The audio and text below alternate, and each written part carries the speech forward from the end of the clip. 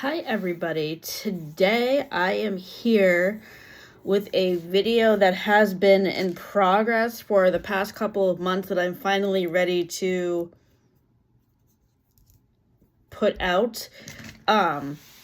So this is a tier ranking video for new releases that I read from November to the beginning of March, because there's one March new release in here that I recently read for book club at the bookstore. So let's begin because there's a lot to cover. The first new release I wanted to talk about came out way back on November 19th, 2023. It was Rebecca Yaros's romance release. She's known for the Fourth Wing series, which is coming out with a fourth book later this year. If you can convince me to reread Iron Flame and read Onyx Storm, please leave your comments below, because I could not get into how mean Xaden was being to Violet and Onyx Storm. I thought he was being really mean and sort of verbally abusive. But this book is basically, it's not marketed this way, but I feel like it is a modern retelling of the movie The Notebook. It's about a girl named Allie. Maybe I think it's a modern retelling of The Notebook because the main girl character has the same name as the main girl character in The Notebook.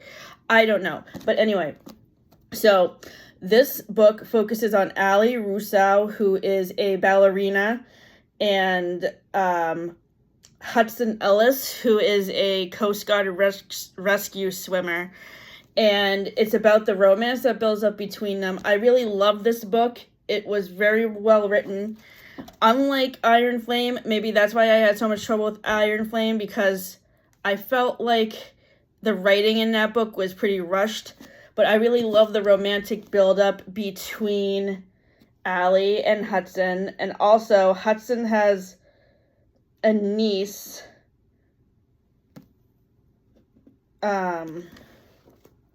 What's the niece's name? Now I can't remember.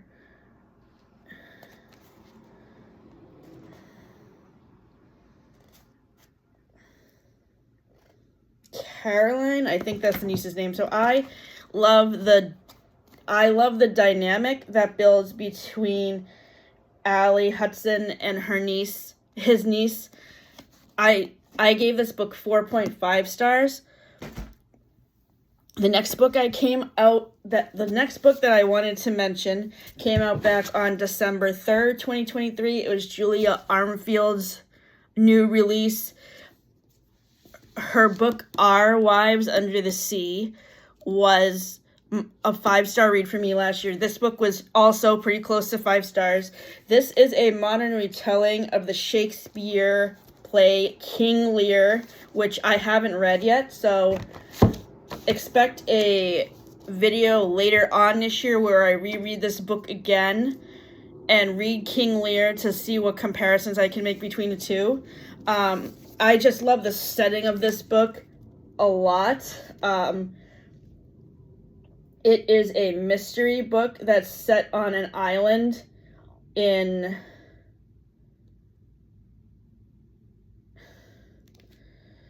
Ireland, I think. So, yes, 4.5 stars. I reviewed this book back in my new releases wrap-up back at the beginning of January. So if you want my full thoughts on this book, please go back and watch that video. I will link it in the description. This is a romance book that has a little bit of magical realism in it. I think. So I also reviewed this in my new releases blog from the beginning of January. This book focuses on a newspaper columnist named Anna who is going through a divorce, and basically her daughters try to help her play matchmaker so she can get out of her depression of dealing with the divorce. I think why I thought this was magical realism was because the other book that this author wrote that I read last year that I gave 4.5 stars to was a romance that focused on magical realism.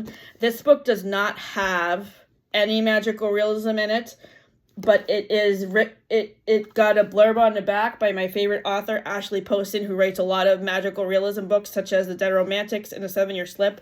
She said, "How to Lose a Guy in 10 Days means he's just not that into you." Two of my favorite romance movies, by the way.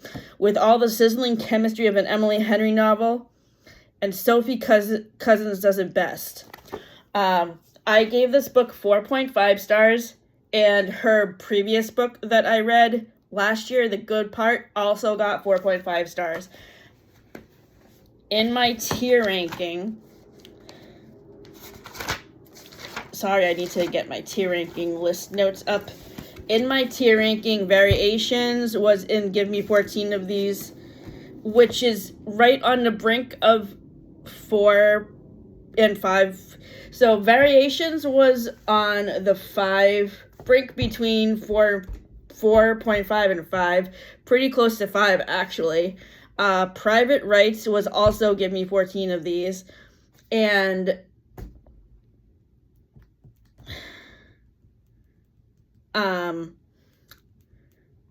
Is She Really Going Out With Him is in Yes Please, which is the 4-star ranking of the tier ranking. The next book came out on December 10th. It is a romance comet. It's a rom-com that focuses on Rosie and Aiden, who are writers in the same writing class in college, and it's about their enemies to lovers romance.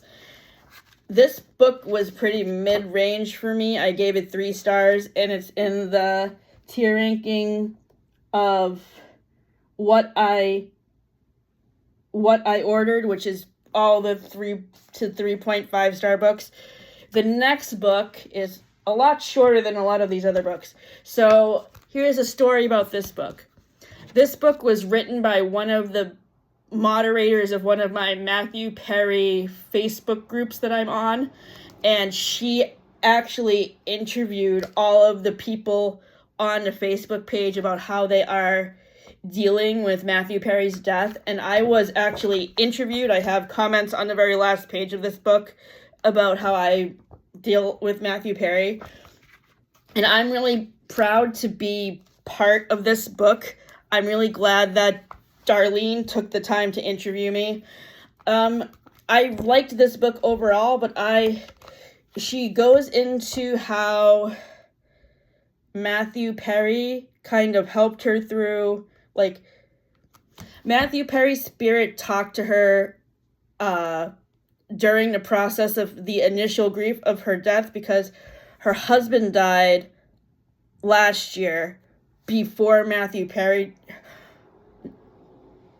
And basically she said Matthew Perry's spirit spoke to her and said that her husband is doing okay. I don't feel like that really connected to dealing with the grief of Matthew Perry as well. But this is basically her diary of her dealing with the grief of Matthew Perry. And obviously, since I've been dealing with the grief of Matthew Perry also, I was able to relate to this. So this book is only like 65 pages long. It's very short. If you are a friend of Matthew Perry, if you are a fan of Matthew Perry like I am, you should definitely buy this book. It's on Amazon for $17.99, and funds from the book go directly to the Matthew Perry Foundation. The next new release that I read was Beg, Borrow, or Steal by Sarah Adams. Matt and I read this together, and we reviewed it in our January, early February wrap-up video that is on his YouTube channel. That video will also be linked in the description. This is book 3 in the Rome, Kentucky series. The final book in this series will be out next year. This book focuses on Emily and Jack, who are feuding second grade teachers. And this is another enemies to lovers romance, which I love. Like, so I got to meet Sarah Adams at Books A Million in Portland, Maine on January 9th. She is so sweet, and she really answered a lot of my questions very well. Like, one main question I asked was if these books were the town of Rome, Kentucky was inspired by Stars Hollow and Gilmore Girls, and she said yes. When she spoke to us at her book signing, she mentioned she was a big fan of all of the 90s and early 2000s TV shows like Friends and Gilmore Girls and Sabrina the Teenage Witch. So when she said that, I did the mental math in my head, and I feel like she might be around my age, because if she was talking about all of the shows that I like, then I'm assuming she must be around my age. So how I would rank the books in this series so far: Practice Makes Perfect was 5 stars. This book was 4 stars. When in Rome was 4.5 stars. And my favorite couple from this series is Annie and Will from Practice Makes Perfect, and Will reminds me of Joey from Friends because he's a womanizer. And Beg, Borrow, or Steal is in Yes Please level of my tier ranking. The next book in this list that I wanted to rank is Memorial Days. I talked about this in one of my earlier videos where I wrapped up books I read in February. This is the memoir of the author of Horse and People of the Book. And it is her memoir of dealing with the grief of losing her husband during the pandemic.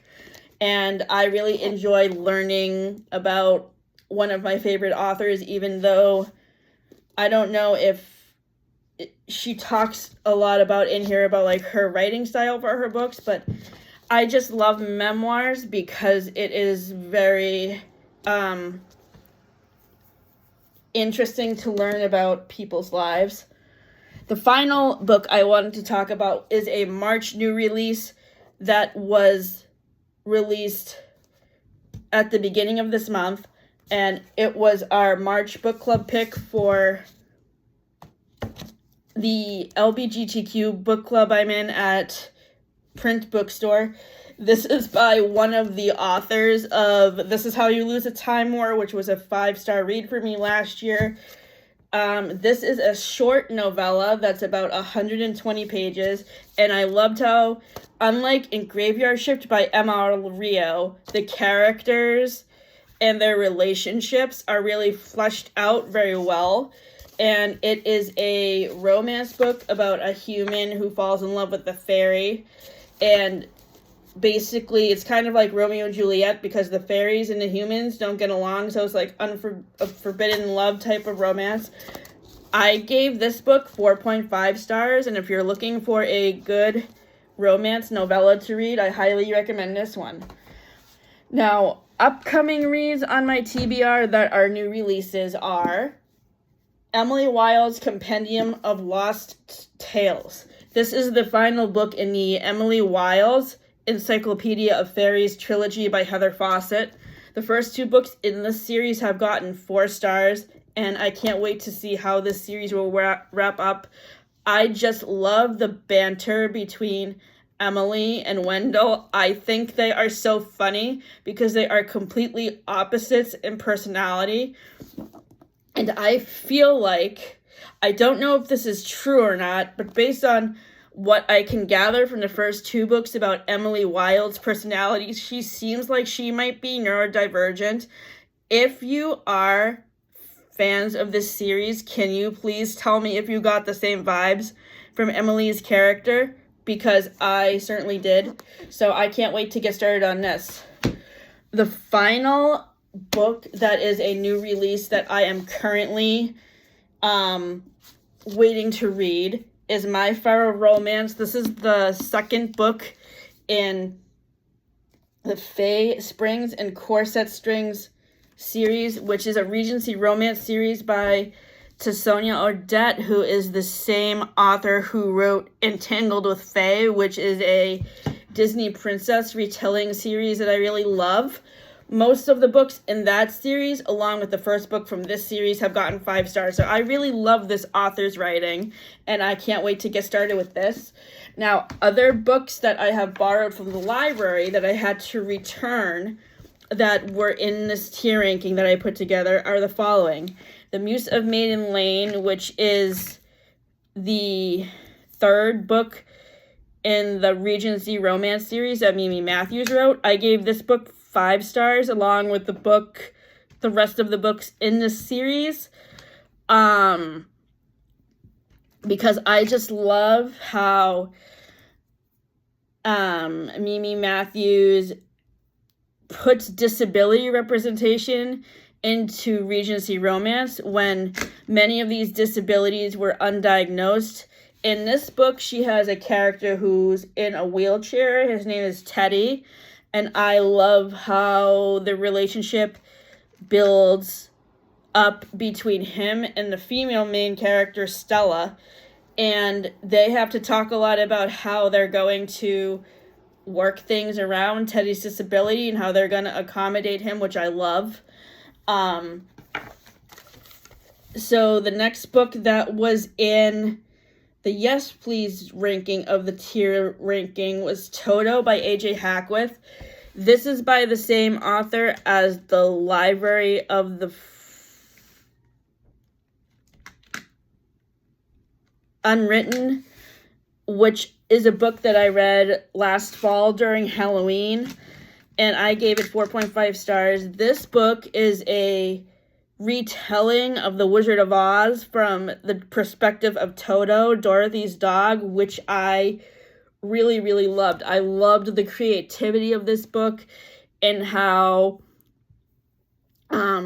this author reimagined the Wizard of Oz story from the point of view of Toto, because I always wondered what Toto thought, especially like in the scenes when Dorothy and her friends are encountering the Wicked Witch. Another Wizard of Oz retelling book I am reading right now is called Tin, which is a dual POV book that focuses on Dorothy's perspective and the perspective of the Tin Man. Right now I'm on page 100 of that book, and I am really enjoying it. The next book in this level of the tier ranking... Oh, okay, so I talked about The River Has Roots and Variations. What I ordered. So, A Sea of Unspoken Things. This was Adrienne Young's latest release that came out in the middle part of January. I enjoyed it, but I didn't love the mystery aspect of it as much as I did Spells for Forgetting. I love the setting of it. The atmosphere is good. Both of these books are set in Washington State, but I much preferred Spells for Forgetting, just because the mystery was much more fun to solve and stay engaged with. The next book in this level of the tier ranking was The Favorites by Lane Fargo. So this is a modern retelling of Wuthering Heights by Charlotte Bronte, which is a book that I read last year for my From Manhattan to Stars Hollows TBR, because it's featured on the episode of Friends where Phoebe and Rachel are taking the class at the new school that's about literature, and I could not get into Wuthering Heights. I thought it was boring. What made The Favorites interesting is that it's the tale of, it's like Wuthering Heights but reimagined for competitive figure skaters. So if you think to back to the 1990s, when there's so much competition between Nancy Kerrigan and Tonya Harding, that's the vibe that this book gave me, because it was like Olympic figure skaters competing to be the best. We are met with 2 characters in this book named Katerina, who is obviously Catherine from Wuthering Heights, and Heath, which is obviously Heathcliff. And like, The thing that I didn't like about Wuthering Heights was the toxic relationship between the two main characters made me think of Ross and Rachel way too much. Like, I was too focused on the drama between the figure skating teams to really think about how Heath and Katarina could be related to Ross and Rachel based on their relationship. Like, this book was so much fun to read. I have read another book by Lane Fargo last year during Halloween, during my Dark Academia TBR, which was called They Never Learn, which I gave 3.5 stars to. I originally gave The Favorite 3 stars, but after sitting on my rating for a little bit, I ended up moving the rating up to 3.75 to 4 because I just loved the back and forth of this romance. Because, first of all, what makes this book differ so much from Wuthering Heights is that Katarina and Heath are childhood friends, and they have been figure skaters for their whole entire lives. And when they are teenagers, they get into the competitive circuit under this Olympic figure skater from the 1970s and 1980s. Her name is Sheila Lynn, and her kids, Garrett and Becca, are basically Heath and Katarina's rivals, but Katarina kind of becomes friends with Becca. Like, they become really close friends, and Heath doesn't like that. He actually gets really jealous of Becca and Katarina becoming friends, because obviously they're rivals and they don't like that. So, and then there's a mystery there's a mystery centered around Heath, because he disappears for like 5 or 6 years and then randomly comes back and nobody knows where he went to. I don't want to spoil how that mystery becomes resolved, because if you read this book, you will want to see the juiciness behind this mystery. So, 4 stars for this one. The next book, the final category of the tier listing is a letdown. The Favorites was originally in this category, but once I had more time to sit on my rating, I raised it up. The first book in this level of the tier ranking is First Time Caller.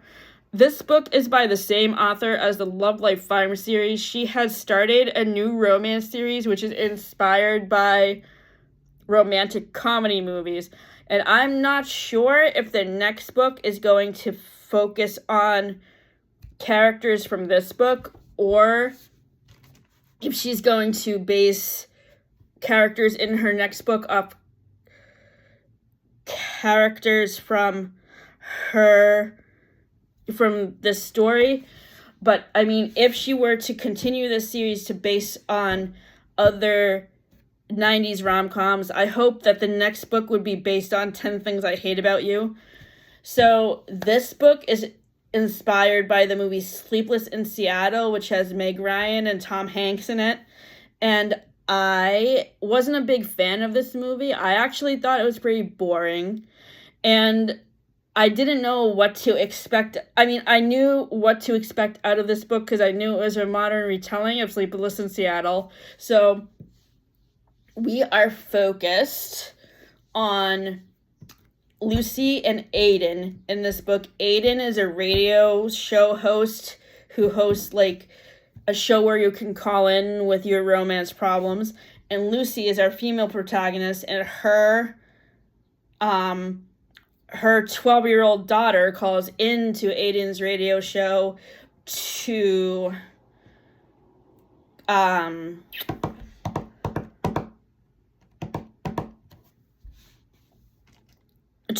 basically say to Aiden that she's really worried about her mom because she's been going through a bad breakup. So this is basically about how Lucy and Aiden develop a relationship and fall in love with each other, and I don't want to spoil it in case you want to read it. So I put this in as a letdown because I was hoping that we would get to see more dates between Aiden and Lucy, but we didn't really get to see very many. The other book that is in this level of the tier ranking is Dream Girl Drama. I don't know what kind of... Okay, this is Tessa Bailey's latest release. My favorite books by her have been It Happened One Summer, Hook, Line, and Sinker, and Window Shopping. I couldn't even get through this book because I had a hard time standing behind the relationship because of the age gap, and also there was too much smut in it, and that's why I also didn't like Deep End by Ali Hazelwood, because there was too much smut. So, First Time Caller got 3 stars. Deep End and Dream Girl Drama get 2.5 stars. The next book that I wanted to talk about is Under Lock and Key, which is by Lana Ferguson. This is a romance about a girl who falls in love with the Loch Ness Monster, and I tried to like this book.